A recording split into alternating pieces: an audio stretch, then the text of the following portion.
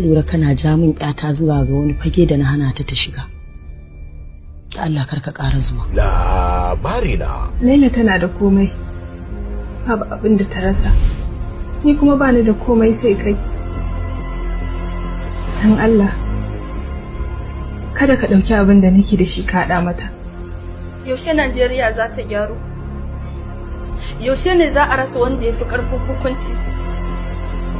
Yaushe ne mara ƙarfi zai ƙarfafa da ƙarfin gwamnati? Ki je ki same shi, ki gaya masa cewa ba kya son sa, sannan kuma kada ƙara zuwa gurin ki, kuma ba za ki aure shi ba. Dan ya ce sai kin zaɓa shi ubanki ne? Magana ne daga wurin wacce aka yaudara zuwa ga wanda ya yaudare ta. Wannan magana tana nuni da cewa kana da budurwa a makarantar nan ka ɓoye mu. Ki ba hankali, san ki nake yi, kowa na sake ganin ki da shi sai na kashe shi.